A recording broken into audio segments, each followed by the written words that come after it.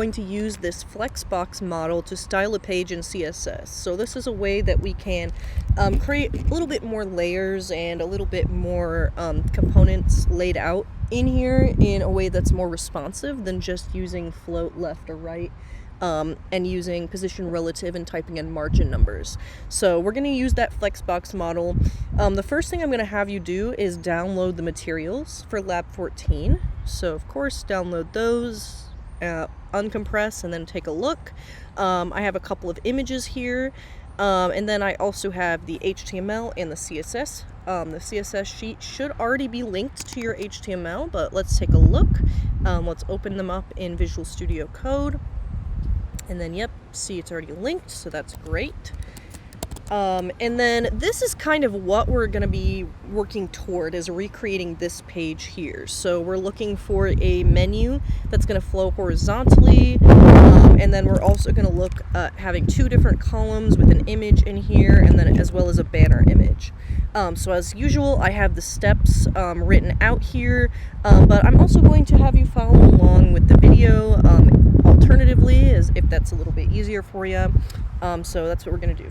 So if we look at what index looks like right now, it looks like this. So we definitely have a lot of styling to do, but we're just going to take this a step at a time, okay? So the first thing we want to do is target everything and set our margin to 0 pixels and our padding to 0 pixels. So if you remember, to target everything, we use the asterisk, and then we want margin 0 and padding 0.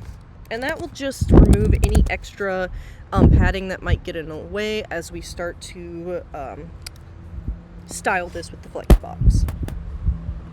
Then we're going to target the wrapper ID.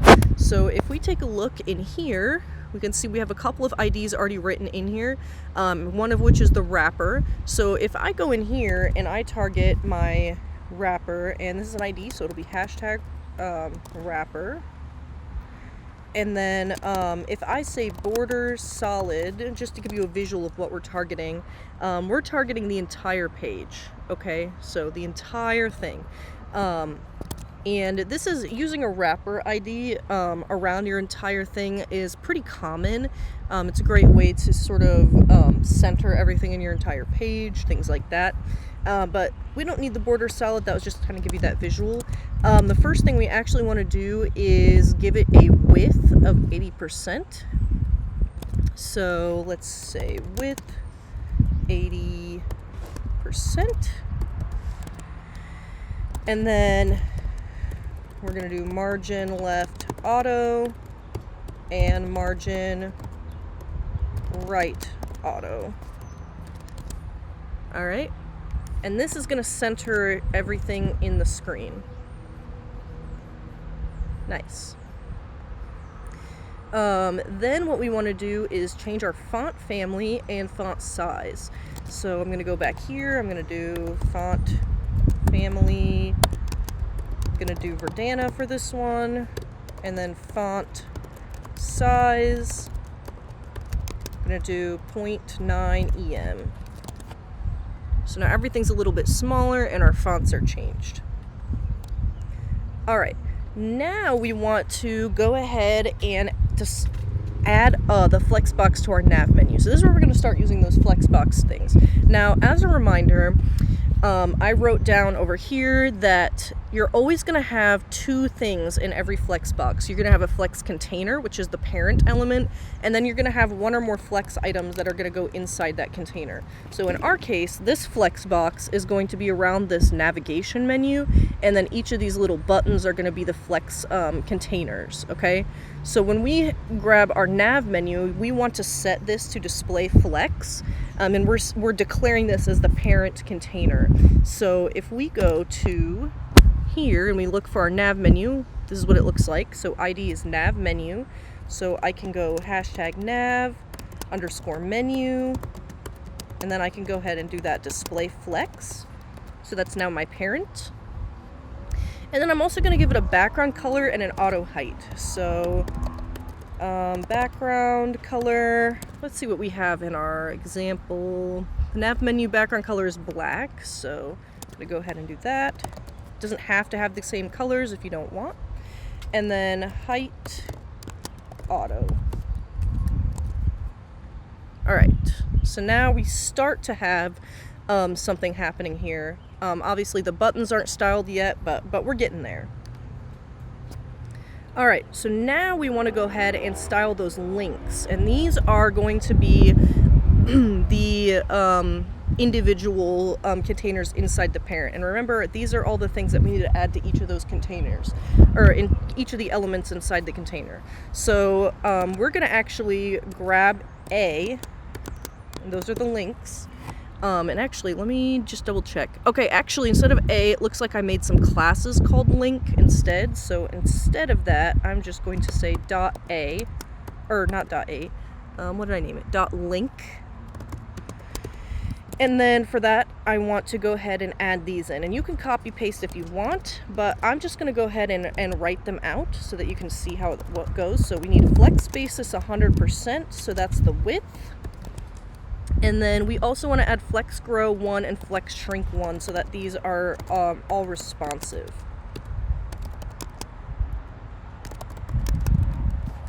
So let's save that out and see what that does.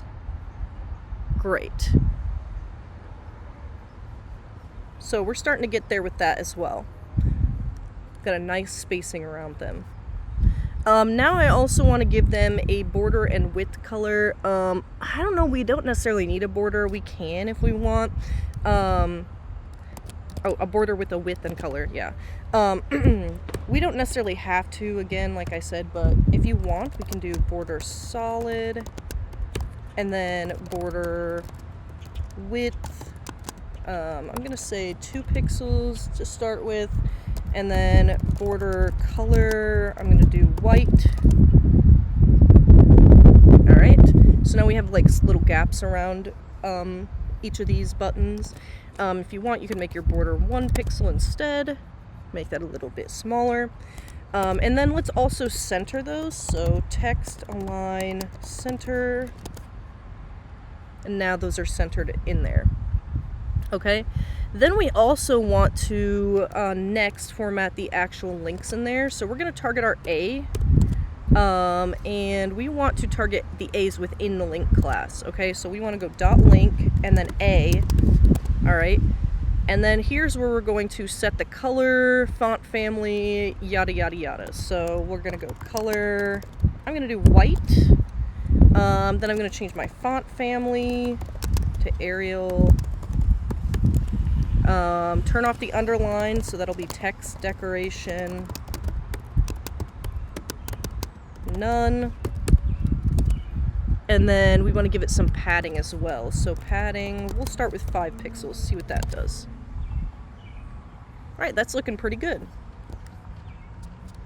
Then also to make the hover act properly, I also want to go ahead and add display block to this. All right, and now we're going to go ahead and give it a hover effect. So now I can go .link A on hover, and we want to change the text and background color on hover. So I can do text color. Actually, sorry, no, we just want color for this one. Color, let's just invert it. So I'll turn my color black for this, and then my background color, I'm going to turn white on my hover. Let's see what that looks like. There we go. Looking pretty good. And again, you can make those different colors if you want. So now I want to go ahead and add this image here where the banner is. So right now there's a placeholder for the banner, but we don't have an image there yet. And I want to put the image in this area so that it takes up that exact space. So I'm going to go ahead and use the target the hero ID, because that's where I want my dinosaur image to go. So here you can see it's ID hero. So here I'll go hashtag hero. And then I'm going to use background image URL and then put the URL in. So it'll be background image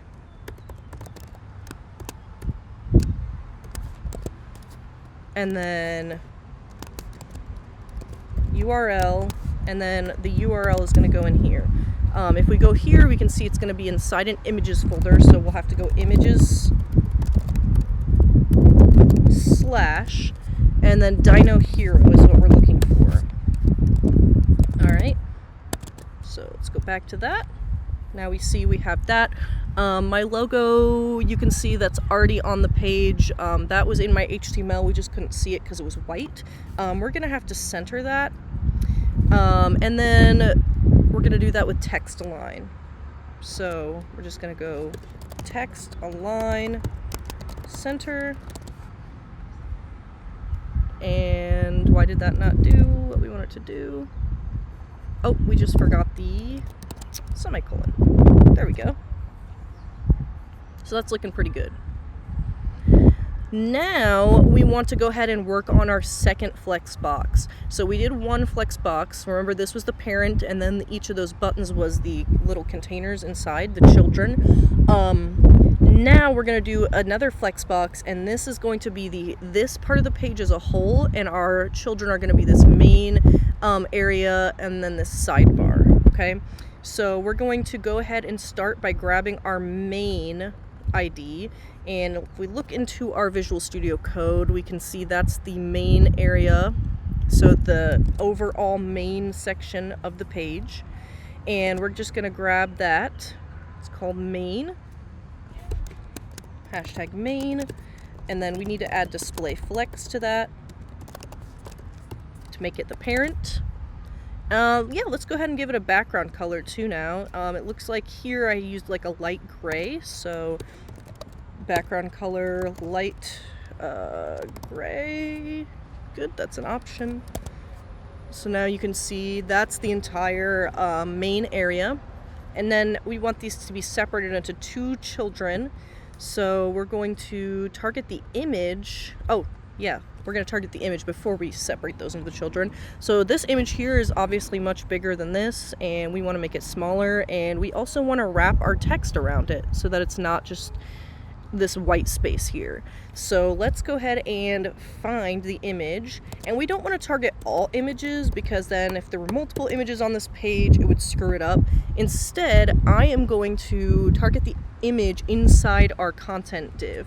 So let's see, actually it looks like it's inside the main ID. So I'm gonna go here and hashtag main and then image, and then here's where I'm gonna go image, actually I think it's just width, and then 200 pixels. Let's see if that does the trick. Awesome. And then to make the text wrap, we just need to use float left on this. So float left, go ahead and go back here, you can see now it's wrapping. And then I also want some padding because now that it's wrapping, like these are getting really way too close to the image, so I'm just gonna give it maybe 10 pixels of padding. There we go, that's a little bit better. Maybe if you want to do more on this side and less down here, we can definitely do padding right at 20 pixels and then padding bottom at 5 pixels. Just make them separate values so that we can get that a little bit nicer. Even might do padding top 5 pixels as well. There we go. Alright, so then now we want to go ahead and give padding in between each of the H1s and H2s and paragraphs so that it's not just all like one big blah of text. So we're going to target all of the H2, H3, and P tags and give them some margin. And we can do all this at once. So H2, H3, and P, we want to do margin bottom 10 pixels. And actually I think we have to do the commas here.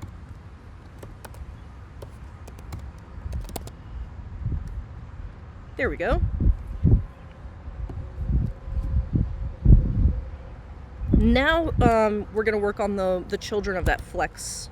So we're going to go ahead and the first one is the content ID. That's this first side on the left. So I'm going to go ahead and find where that is just to make sure I'm naming it right. It's an ID, hashtag content, And then this is where we want to go ahead and add the flex stuff. So we can start by giving it a flex basis. Now remember, with the flex basis, it's a lot like when you're creating columns. They all have to add up to 100%. So if we have 2 of them, we need to make sure that the width of both of them adds up to 100. So for the content, we're going to make that 75%, and then we're going to make the sidebar 25%. Okay, so 75%, it's going to be that. And then of course I need to add my flex grow and my flex shrink to make it responsive.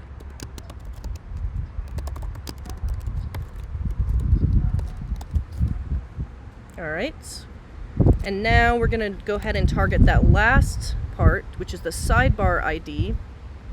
So if we go back here, we'll see we have an ID for sidebar. And then same thing, except the flex basis for this is going to be 25% instead of 75.